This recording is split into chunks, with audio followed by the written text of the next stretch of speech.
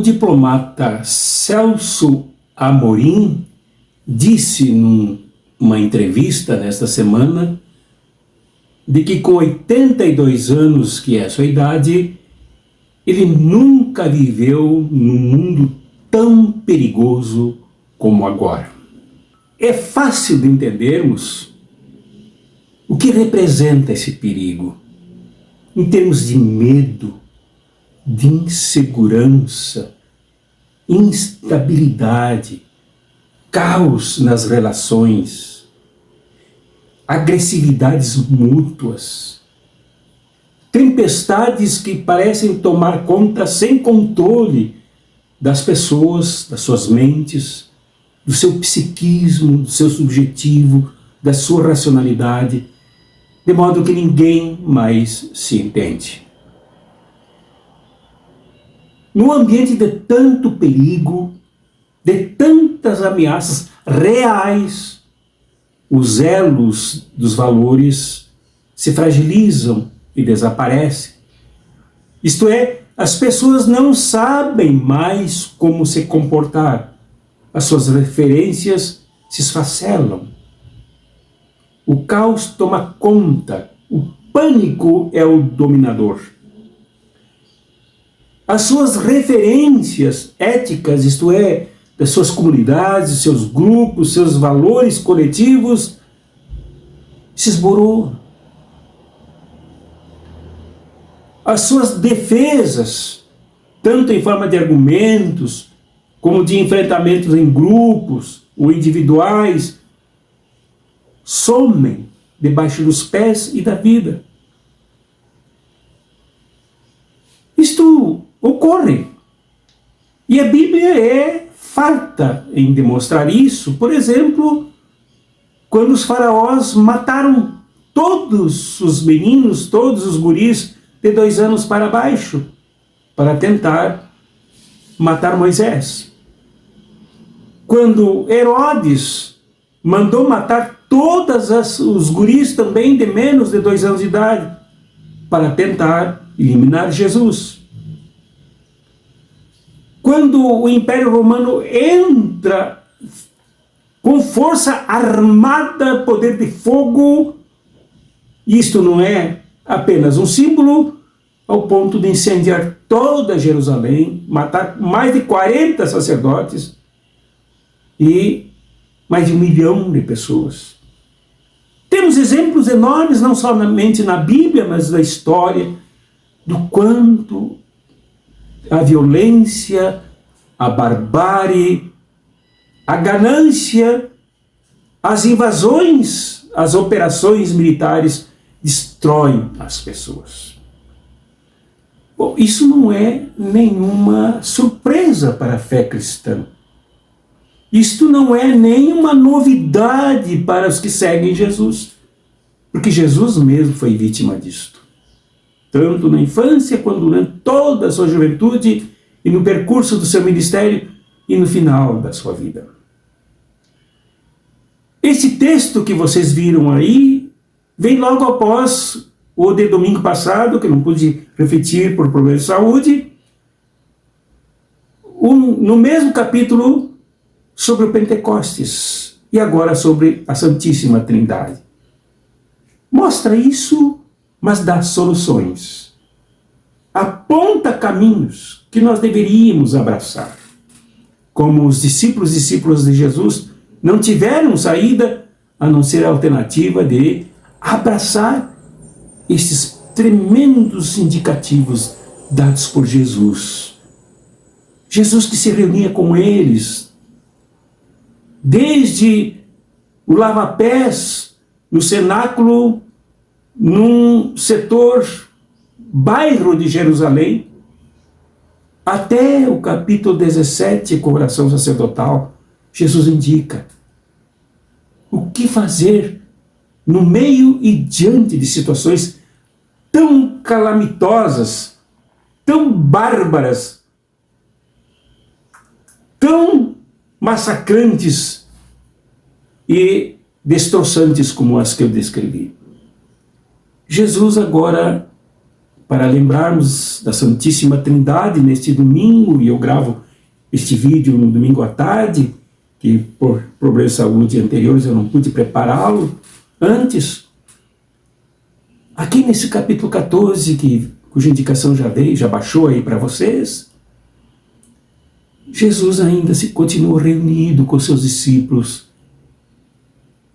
durante e por longo tempo depois de eles lavar os pés. Discípulos feitos de carne e osso, discípulos homens e provavelmente mulheres também, feitos de relações familiares destruídas, discípulos feitos de um ambiente geográfico atacado violentamente pelo Império Romano, com colaboração da religião judaica representada pelo templo, pelos seus sacerdotes e pelos seus teólogos. Discípulos feitos de palpitações cardíacas elevadas ao máximo, por causa do ambiente nervoso real que os atingia. Discípulos que não enxergavam o futuro diante do quadro aí, quando eles eram sitiados no cenáculo por forças militares por fora, a amedrontá-los, a intimidá-los e a apontar a prisão de Jesus e, segundo eles, deles mesmos. O extermínio de Jesus e deles mesmos. O cancelamento de Jesus e da sua mensagem do reino. Esses eram os homens com quem Jesus conversou por longuíssimas horas e por extensos capítulos aqui do Evangelho de João. E nesse trecho agora, base para pensarmos sobre a Santíssima Trindade, Pai, Filho e Espírito Santo, o que é que nós vemos? Nós vemos que Jesus promete que ele enviará, como enviou, o Espírito Santo. Espírito que aqui não tem nada a ver com a compreensão que teve Hegel, por exemplo, lá no século XIX, da nossa era. Não tem nada a ver com a fenomenologia do espírito como categoria pensante e abstrata de uma realidade criada a partir da racionalidade, a partir da mente, a partir de criações conceituais. Não, esse espírito que Jesus mandaria é ele mesmo, invisível, mas atuante, presente, forte, como suscitador, como criador de poderes absolutamente desconhecidos, que na verdade ocorreram nas vidas dos discípulos. Esse Espírito é a presença real de Jesus, por isso é enviada por ele, Jesus de Nazaré. Jesus histórico, Jesus efetivo, Jesus real, Jesus ministerial, Jesus libertador, Jesus salvífico, Jesus palestino. Ali. Este Espírito deveria sempre remeter toda a caminhada daí para frente para Jesus. Partir de Jesus e chegar em Jesus. Para construir novas referências, já que as anteriores se esboroavam no ar, nesse contexto de medo e de sangramento. Esse Espírito que haveria de lembrar pelo menos de dois fatores, e que é o que nós queremos destacar aqui, por falta de tempo. O primeiro, esse Espírito real, presente, ativo nas comunidades, especialmente nas comunidades de João, em Joânia. Esse Espírito deveria agir como consolador, como paráclito, real, concreto, sem preocupação em grandes conceitos, em grandes lógicas mentais racionais. mas concretas para um povo que precisava de novas referências, de novos pontos de partida, de novas bases, visto que aqueles que eram seguidores de João não tinham mais João, o Batista. Aqueles que seguiam o judaísmo não tinham mais o judaísmo, o templo já tinha sido destruído. E para isso João tinha que ler isso e entender isso lá nas suas comunidades. 100 anos depois desse momento aqui em que Jesus vive com eles no cenáculo em Jerusalém. Eles tinham que entender isso. Para a reconstrução da humanidade, a reconstrução do novo, a reconstrução do novo parâmetro de ser humano. Como Paráclito, o Espírito Santo tinha como missão reforçar a resistência, reforçar neles a ousadia, no sentido de preservarem o Jesus de Nazaré e não se desviarem para lugar nenhum, como daqui a pouco nós veremos mais sobre isso. Como Paráclito, como defensor, como aquele que reforça a resistência. Resistência em cima do novo. A resistência em cima da nova proposta. A resistência em cima de uma perspectiva revolucionária que refaz e recria o ser humano e suas relações. Tanto que Jesus disse, quando lavou os pés, vocês entenderam o que eu vos fiz? Pois é, então fazei vós uns aos outros, lavai os pés uns dos outros, e assim como eu vos amei, que vos ameis uns aos outros, não no meio do mundo perfeito, não no mundo paradisíaco, não no mundo sem essas brutalidades todas, mas no meio deste mundo. É uma nova referência. Porque a lei anterior dizia olho por olho, dente por dente. Aqui, amai-vos uns aos outros, se vos amardes assim, vereis que sois meus discípulos. Esta é a referência. Reforçar isso como resistência. Aqui mesmo, nesse capítulo, aliás, no anterior, capítulo 15, Jesus disse, olha, quando falou sobre a videira, eu sou o tronco, eu sou a referência principal, que você deve redescobrir. E quando ele fala na videira, ele fala numa planta referência na Palestina, uma planta forte, de raízes profundas, de troncos robustos, de produção de frutos abundantes. E ele diz, vocês serão esses ramos para produzir esses frutos, mas o tronco sou eu. A seiva sai de mim, que é desse Espírito. É uma nova referência, já que o templo caíra, o templo fora destruído, Jerusalém, que tinha sido uma promessa de paz, tanto que o nome Jerusalém quer dizer exatamente lugar de paz, não existe mais. Nada devemos esperar daí. O exército mata. As operações militares aniquilam, matam crianças indefesas, inclusive. Agora sou eu, tronco. E, assim como eu vos amei, amai-vos uns aos outros. Jesus repete isso no capítulo 15. O amor agora, que acolhe, que estende os braços, que estende as mãos, que partilha tudo entre si, que escuta, que fala, que reconstrói uma nova linguagem, uma nova lógica. É resistência, é força. Ninguém vence uma luta se não tiver referência. Ninguém vence uma luta, ninguém sai de lugar algum, nem vai para lugar algum, se não tiver uma base como esta, que o Espírito suscitará neles, a partir de Jesus, chegando em Jesus. É isto que é o Consolador. Não é passar as mãos na cabeça de criancinhas assustadas. Não é mimar infantilidade, mas pelo contrário é frutificar uma adulticidade, uma estatura grandiosa e nova, nestes homens e nestas mulheres.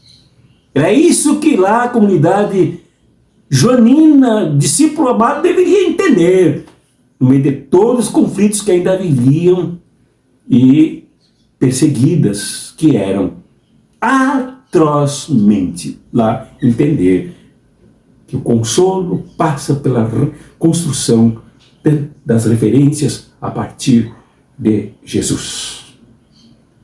Isto é o Consolador, que vem para consolar, que vem para levantar, que vem para unir, que vem para frutificar, que vem para fazer com que todos se alimentem e vivam a partir do tronco, que é Jesus. O novo cepo, já que o anterior tinha sido destruído e não valia mais para nada.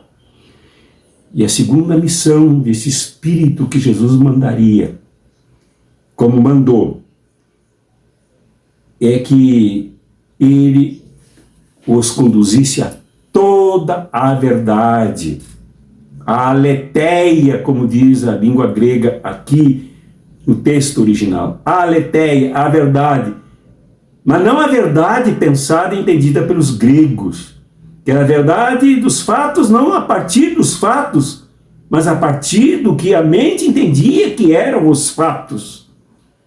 A verdade não a partir dos conceitos abstratos, das imaginações que criam deuses para todos os lados, para tudo, todas as coisas, sem entender realmente o que deve ser, para quem deve ser e de que forma funcionar. A verdade que não é a verdade de um sobre os outros. A verdade que não é a verdade das espadas, das operações militares de César. A verdade que não é a verdade do legalismo judaico, que não vale para mais nada e não vale como referência, como modelo de verdade. A verdade que não é um dogma congelado, que todos devem seguir como um código ponto a ponto. Não, a verdade que é o próprio Jesus, que viveu com eles, que comeu com eles, que orou com eles, que sofreu com eles, que os criticou, que os levantou, que os impediu de cair em tentação, que os levou até a cruz, para que vissem como é que é esta verdade no meio deste mundo. A verdade não é a aletheia abstrata, mas a verdade é a encarnação de Jesus. Como diz mesmo este evangelho lá, no seu primeiro bloco introdutório, se fez carne e habitou entre nós. Nunca esqueçamos disto. Que os discípulos nunca esqueçam disso. Que as comunidades do discípulo amado nunca se esqueçam disso. De que a verdade é gente. De que a verdade ela tem que se entrelaçar nos que se relacionam, nos que comungam em torno do tronco, em torno de Jesus. Esta é a verdade que deve ser exercida pelo Espírito Santo, este que é a terceira pessoa do mesmo Deus, do Deus único, do Deus uno. No entanto, é a terceira pessoa sempre presente como Pai, sempre presente como Filho, sempre presente como salvação, sempre presente como força para a reconstrução do ser humano, perdido e extraviado, de um lado como violento matando os outros, de outro como vítimas sofrendo as violências daqueles que se perderam do outro lado. Então, esta é a verdade. E esta verdade ainda teria que mostrar ao mundo que estes discípulos são odiados. Não odiados pessoalmente, mas como causa. Não odiados por seus tamanhos, seus sotaques, suas culturas, por terem seguido Batista antes, por terem seguido Herodes antes, por terem seguido o templo antes, mas odiados por causa de Jesus, por causa do novo projeto que Jesus levanta neste mundo e que fez construir este projeto sobre ele mesmo e os seus discípulos. Devemos mostrar que esse mundo odeia. Ele mesmo diz isso aqui mais adiante. O mundo vos odeia. No mundo passareis por aflições, mas tende bom ânimo. Eu venci o mundo, isto é, não me deixei tentar, não me deixei sucumbir na tentação, impedi que vocês caíssem, só não consegui impedir um, que foi Judas. Mas eu venci o mundo, ele na comunidade também, como aquele que reconstrói e refaz as relações, formando a comunidade dos que o seguem. Eu venci o mundo. E aqui, ainda nesse trecho do Evangelho, que é nossa base de hoje, é bem claro isso, quando ele diz, de acordo com o relato de São João, que esse mundo já foi julgado e o príncipe do mal já foi condenado. Portanto, esta é uma verdade que tem que ser clara.